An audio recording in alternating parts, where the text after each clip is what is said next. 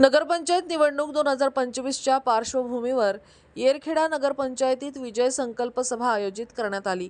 या सभेत उपस्थितांना संबोधित करताना वक्त्यांनी येरखेडाच्या सर्वांगीण विकासासाठी नगराध्यक्ष आणि नगरसेवक पदांसाठी उभे असलेल्या भाजपच्या सर्व उमेदवारांना निवडून देण्याचे आवाहन केले। या कार्यक्रमाला भाजप महामंत्री अनिल निधान, युवा मोर्चा जिल्हाध्यक्ष चेतन खडसे, कोराडी मंडळाध्यक्ष ब्रह्मा काळे, शहराध्यक्ष राकेश काळे यांच्यासह अनेक पदाधिकारी, मान्यवर आणि मोठ्या संख्येने कार्यकर्त्यांची उपस्थित होती।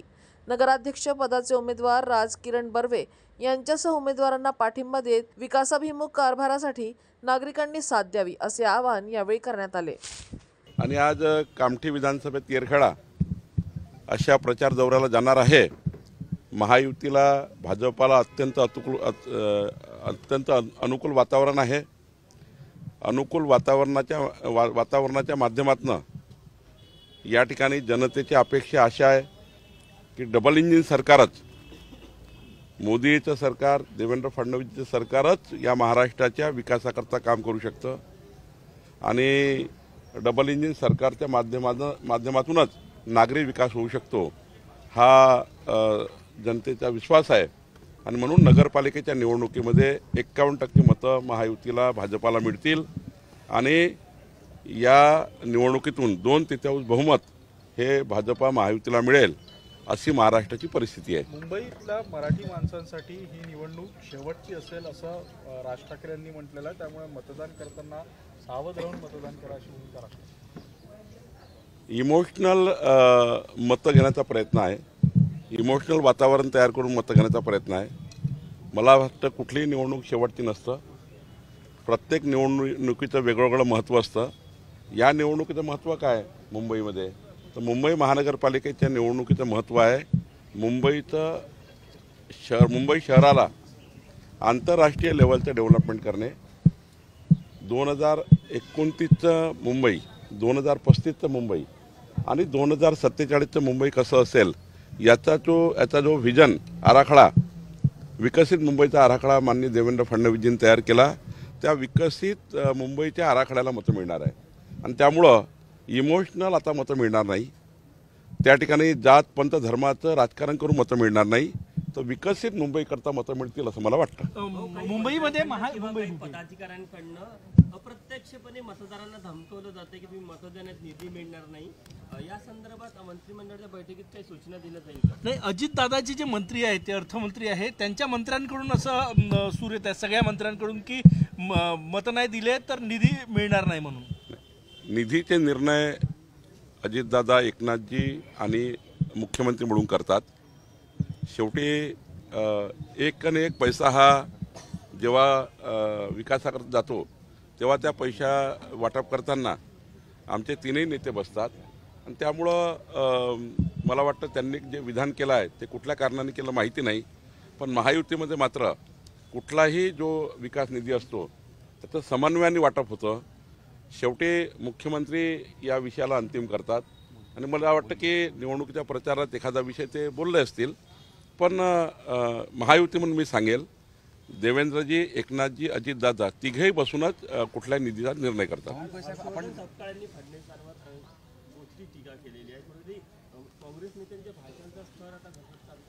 जेव्हा पराजय दिसतोय, काँग्रेसला पराजय दिसतोय आणि विजय खेचून आणण्याचा कुठलाही अजेंडा नाही, तेव्हा विफल मानसिकतेतून त्या ठिकाणी विकृत मानसिकतेतून हर्षवर्धन सपकाळांनी देवेंद्र फडणवीसजीवर टीका केली।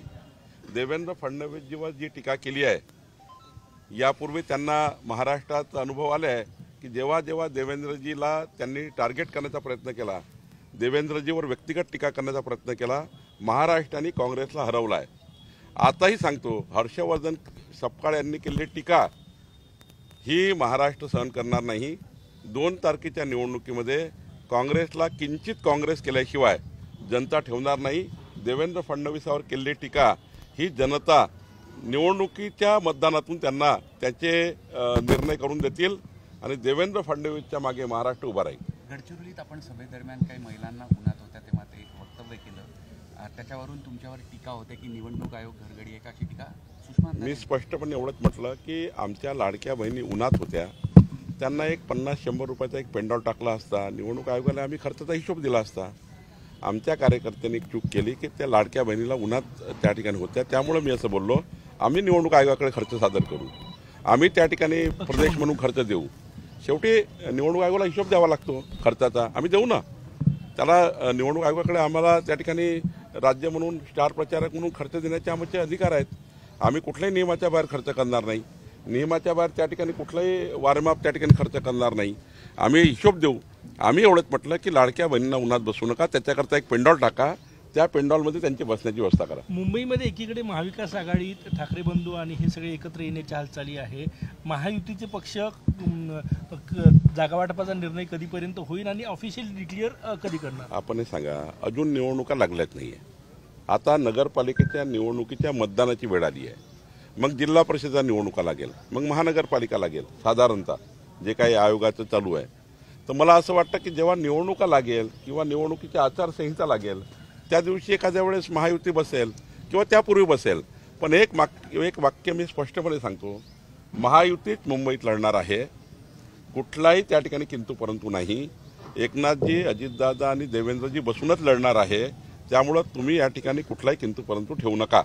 पंकजा मुंडे यांच्या पीएच्या पत्नीने जे सुसाईड केलं होतं त्या प्रकरणात त्याला रात्री अटक केलेली आहे. कायदा सगळ्यांसाठी सारखा असा संदेश या निमित्तानं सरकारला दिला. माननीय पंकजाताई मुंडेजींनी कालच पोलिसांना घटना झाल्याबरोबर पोलिसांना कळवलं की माझा जरी पी असेल तरी तातडीनं जे नियमात आहे, जे गुन्हा आहे, तो गुन्हा जो काही घडला असेल त्याची कायदेशीर दखल घ्या, कुणाला यातून सोडता येणार नाही. आणि त्यांनी यासंबंधी पोलिसांना स्पष्ट निर्देश दिले आहेत. मग आता तुम्ही प्रचाराला आलेले आहे, उमेदवाराचं नाव काय आहे आणि एवढ्या सकाळी सभा घेताय, लोक आजूबाजूला आहे, गर्दी आहे, रिस्पॉन्स चांगला आहे? आमचे येरखेडा नगर पंचायतचे उमेदवार श्री राजकिरण बर्वे हे या ठिकाणी उभे आहेत. इथे मागासवर्गीयाकरता सीट राखीव आहे. या ठिकाणी 17 उमेदवार आमचे लढत आहेत आणि मला विश्वास आहे येरखेडा येथील जनता विकासाला मतं करेल. शेवटी या जिल्ह्याचा पालकमंत्री म्हणून या येरखेडा गावाच्या विकासाकरता जो निधी मला द्यायचा आहे तो निधी या गावाला जो मिळणार आहे त्या निधीच्या माध्यमातून या ठिकाणी विकास होणार आहे.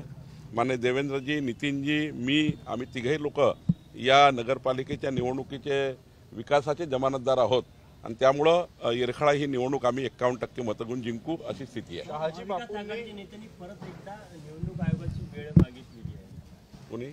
महाविकास आघाडी. त्यांना एकच धंदा आहे, एकच काम आहे.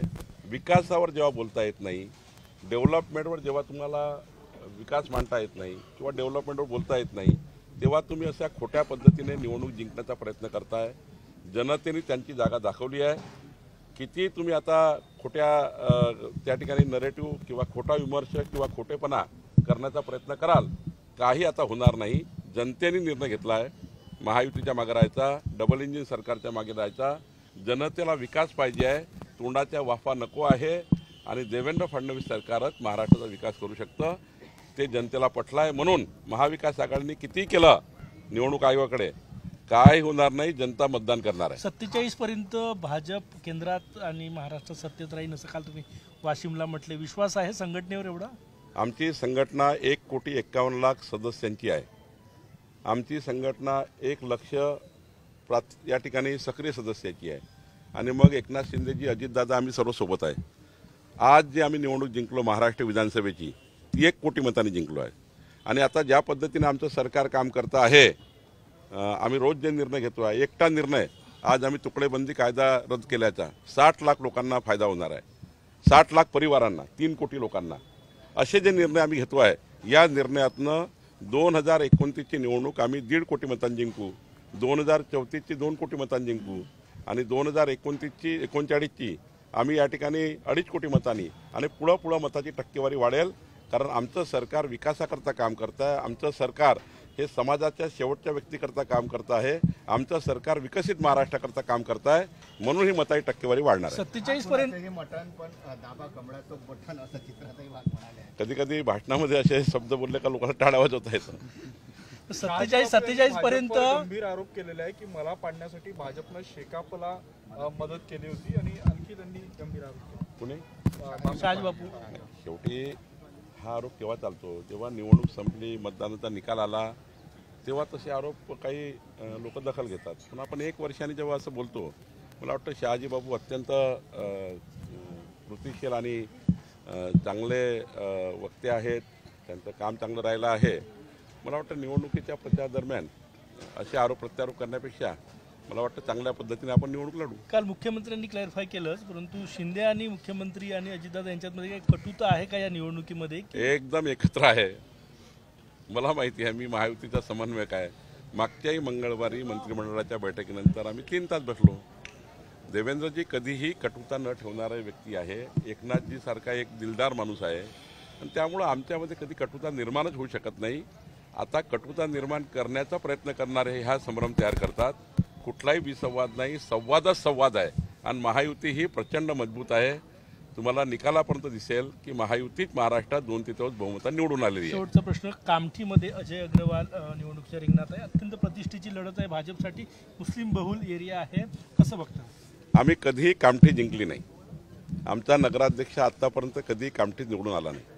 40 वर्षानंतर आम्ही आज प्रयत्न करतो आहे की आमचा नगराध्यक्ष यावा, जेणेकरून मोदीच्या सरकारच्या, देवेंद्रजीच्या सरकारच्या संपूर्ण योजना कामठीच्या घराघरापर्यंत पोहोचवाव्या, असा आमचा प्रयत्न आहे. जनतेला आम्ही वारंवार अपील करतो आहे की एक वेळा कामठीची नगरपालिका आमच्या भाजपा महायुतीला द्या. आम्ही तुम्हाला 5 वर्ष नाही पटलो तर आम्हाला काढून टाका, पण आत्ता तरी जनतेने कामठीच्या एकदा भारतीय जनता पार्टीला द्या.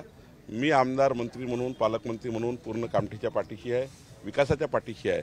आणि जो आम्हाला विजय मिळाला तर निश्चितपणे कामठीचा जो आम्ही विकासाचा आराखडा तयार केला आहे तो नक्की पूर्ण करू. एकदा तरी कामठीने आम्हाला मतदान करावं आणि आमचा नगराध्यक्ष निवडून द्यावा, अशी विनंती मी कामठीच्या नगरपालिकेच्या मतदारांना केली आहे.